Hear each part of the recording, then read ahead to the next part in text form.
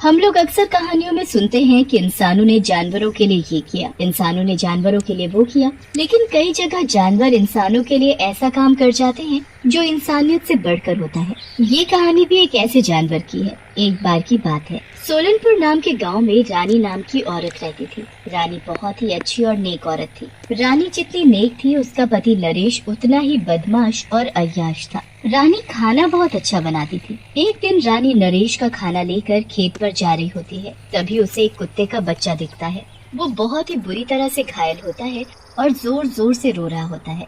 रानी उसके पास जाती है और उसे उठा लेती है। हे भगवान, इस छोटे से कुत्ते के बच्चे को कितनी बुरी तरह से मारा है, कितना डर रहा है ये। जैसे ही रानी उस कुत्ते के बच्चे को अपने हाथों में लेती है, वो रोना बंद कर देता है। ये देखकर रानी खुश हो जाती है और उसे जमीन पर रख देती है और उसे नरेश के खाने में से रोटी निकाल कर खाने को देती है। कुत्ता भी भूखा होने की वजह से रोटी खाने लगता है। ये देखकर रानी खुश हो जाती है और वहाँ से जाने लगती है, लेकिन कुत्ता रानी के पैरों से लिपट जाता है।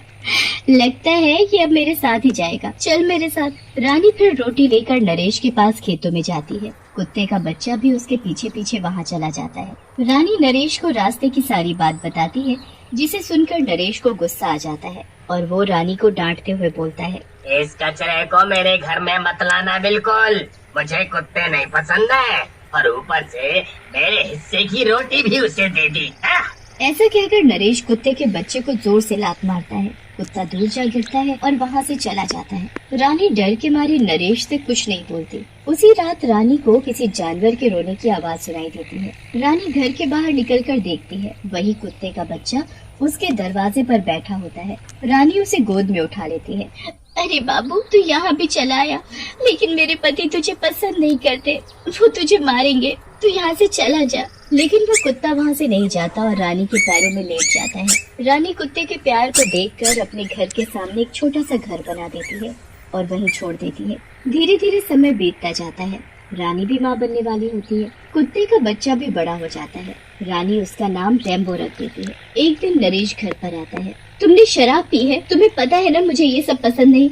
रानी की बात सुनकर नरेश को गुस्सा आ जाता है और वो रानी के पेट पर जोर से लात मार देता है और वहाँ से चला जाता है। मुझसे जुबान लड़ाती है, तेरी इतनी हिम्मत।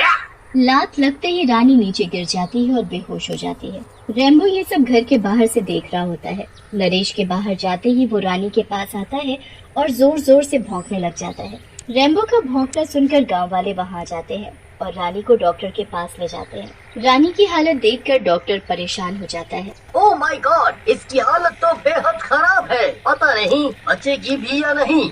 डॉक्टर की बात सुनकर वहाँ खड़ा रैम्बो डॉक्टर के पैरों में लेट जाता है। डॉक्टर रैम्बो और रानी के प्यार को देखकर हैरान रह जाता है। ओह, कितना प्यारा कुत्ता है ये। तुम चिंता मत करो, हम अपनी पूरी कोशिश करेंगे इसे बचाने की। फिर डॉक्टर रानी को लेकर ऑपरेशन थिएटर में चले जाते हैं। ऑपरेशन के बाद डॉक्टर कमरे से बाहर निकलते हैं और गांव वाले, जिसका नाम हरी होता है, उससे बोलते हैं, सॉरी हरी, हम केवल बच्चे को ही बचा पाए। इसकी माँ ज्यादा खून बहने की वजह से मर गई, लेकिन इसका पति नहीं दिख रहा। क्या बताए डॉक्टर साहब, इसका पति तो एक नंबर का निकम्मा है, निकम्मा। दारू पी कर पड़ा होगा कहीं, वैसे भी कई दिनों से हमने उसे देखा नहीं है। फिर हरी, रैम्बो और बाकी के गांव वाले बच्चे और रानी की लाश को लेकर गांव आ जाते हैं। उधर गांव वालों के बहुत ढूंढने के बाद भी नरेश कहीं नहीं मिलता। सरपंच हरी से बोलते हैं, हरी बेटा, अब शाम होने वाली है, हम लोगों को रानी बेटी का अंतिम संस्कार कर देना चाहिए। लेकिन सरपंच जी, कौन करेगा रानी का अंतिम संस्कार? वो शराबी नरेश तो है नहीं यहाँ। तभी वहाँ रैम्बो आता है। उसने अपने मुंह में एक जलती हुई लकड़ी पकड़कर रखी होती है। ये देखकर सरपंच और गांव वाले हैरान रह जाते हैं और फैसला करते हैं कि रैम्बो ही रानी का अंतिम संस्कार करेगा। फिर रैम्बो रानी की चिता को आग लगा देता है। रानी बहन, क्या किस्मत लेकर आई है। जब तक जिंदा थी ये नरेश ने परेशान किया, और मरने के बाद ही कुत्ता उनका अंतिम संस्कार कर रहा है। फिर गांव वाले वहां से चले जाते हैं। लेकिन रेम्बो वहीं रानी की जलती हुई लाश के पास बैठा रहता है। रात हो जाती है। तभी रानी की चिता में से रानी की आत्मा बाहर आती है। रेम्बो उसे देखकर खुशी के मारे जोर जोर से भौंकने लगता है। आत्मा रेम्बो के पास जाती है और बोलती है, मेरे बच्चे रेम्बो, तू जानवर होकर भी इंसान से महान है, लेकिन तुझे मेरे बच्चे का भी ध्यान रखना है। वो नरेश मेरी तरह उसको भी मार सकता है। जा तू और मेरे दूसरे बेटे का ध्यान रख। ऐसा कहकर रानी की आत्मा वहाँ से गायब हो जाती है। उधर कई दिन बीत जाने के बाद नरेश वापस गांव आता है। उसके साथ एक औरत होती है जिसका नाम कामिनी होता है। नरेश घर के अंदर जैसे ही घुसता है, वहाँ हरी और रेम्बो उसके बेटे के साथ बैठे होते हैं। नरेश को देखकर रेम्बो जोर जोर से भौंकने लगता है। ये कुत्ता यहाँ अंदर क्या कर रहा है? मैं कुछ दिन घर पर नहीं था तो ये कुत्ता घर के अंदर ही आ गया। हरी नरेश से बोलता है, ये सब क्या है नरेश? तुम्हें पता है ना, रानी मर गई है और ये तुम्हारा बच्चा है। कहाँ थे तुम अब तक? हरी की बात सुनकर नरेश हंसने लगता है और बोलता है,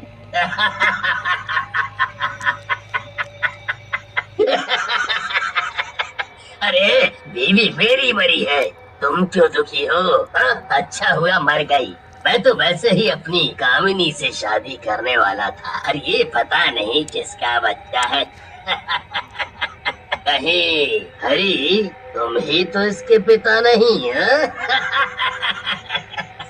वैसे भी तुमने शादी तो की नहीं है। कितना गंदे आदमी हो तुम नरेश, अपने बेटे को ही नहीं पहचान रहे हो। अरे शर्म आनी चाहिए। मेरा बस चले तो तुम्हारा मुंह तोड़ दूं। तभी वहाँ खड़ी कामिनी बोलती है, नरेश सही तो कह रहे हैं हरी भैया, तुम्हें ऐसे नहीं बोलना चाहिए। ये तुम्हारा ही बेटा है और अब हम दोनों इसे पालेंगे। कामिनी की बात सुनकर नरेश गुस्से में वहाँ से चला जाता है। भैया आप चिंता न करें, रानी के बाद मैं ही इस बच्चे की माँ हूँ। मैं इसे अपनी जान से भी ज्यादा प्यार दूंगी। लाओ आप इसे मुझे दे दो। फिर कामिनी के कहने पर हरी बच्चे को कामिनी को दे देता है और वहाँ से चला जाता है। कामिनी बच्चे के साथ नरेश के पास जाती है। कामिनी, ये तुमने क्या किया? इस बच्चे को अपने गले बांध लिया। अरे मेरे गोबर गणेश, तुम भी ना बिल्कुल भोले हो। अगर आज तुम कुछ करते तो गांव वालों को तुम पर शक हो जाता और गांव वाले हम दोनों को जिंदा नहीं छोड़ते। मार देंगे इसको भी, लेकिन मौका तो आने दो।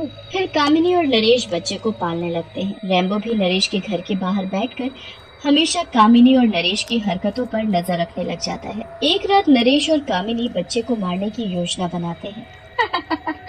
नरेश मेरे प्रियतम, आज मौका अच्छा है। आज की रात इस समस्या को खत्म कर देते हैं, फिर हम दोनों रहेंगे इस घर में मस्त होकर। सही कह रही हो कामिनी, वैसे भी मैं उस रानी की कोई निशानी अपने साथ नहीं रखना चाहता। फिर नरेश और कामिनी बच्चे को उठाकर जंगल की तरफ जाते हैं। रेम्बो भी उनके पीछे पीछे जाता है। फिर नरेश और कामिनी नदी के पास जाकर रुक जाते हैं। यही सही जगह है नरेश, इस बच्चे को यही इस नदी में फेंक देते हैं, किसी को भी पता नहीं चलेगा। सही कह रही हो कामिनी, और मैं भी इस रानी से आजाद हो जाऊंगा। ऐसा कहकर नरेश बच्ची को नदी में फेंक देता है, लेकिन उनके पीछे चल रहा रेम्बो भी नदी में छलांग लगा देता है और बच्चे को लेकर तैरते हुए नदी से बाहर आ जाता है। अरे अरे कामिनी, कामिनी, इस कुत्ते ने तो इस बच्चे को बचा लिया। अब हम क्या करेंगे? तुम घबराओ मत, आप इस कुत्ते और बच्चे दोनों को मार देते हैं। ऐसा कहकर नरेश और कामिनी रेम्बो की तरफ बढ़ते हैं, लेकिन तभी वहाँ रानी की आत्मा आ जाती है और एक खूंखार चुड़ैल बन जाती है। तुम दोनों इतने गिर जाओगे मुझे नहीं पता था, तुम दोनों मरोगे अब। नरेश और कामिनी चुड़ैल को देखकर डर जाते हैं और माफी मांगने लगते हैं। मुझे माफ कर दो रानी, मैं इस नरेश के बहकावे में आ गई थी, मेरी कोई गलती नहीं है। इस नरेश को मारना तो मार दो, मुझे जाने दो।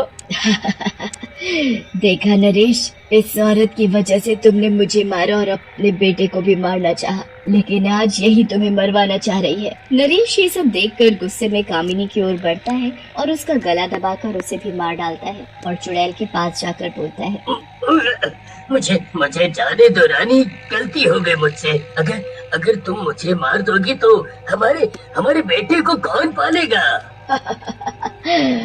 तुम उसकी चिंता मत करो, ऐसा कहकर चुड़ैल नरेश को भी मार डालती है। तभी वहाँ हरी आ जाता है। चुड़ैल हरी के पास जाती है और बोलती है, हरी भैया, मेरे दोनों बेटों को आप ले लीजिए। मेरी नजर में आप भी हैं जो इनका ध्यान रख सकते हैं। तुम चिंता मत करो रानी बहन, तुम्हारी ये दोनों अमानतें आज से मेरी हुई। हाँ, आज से मेरी हुई। फिर चुड़ैल रेम्बो के सिर पर हाथ फेरती है और वहाँ से चली जाती है।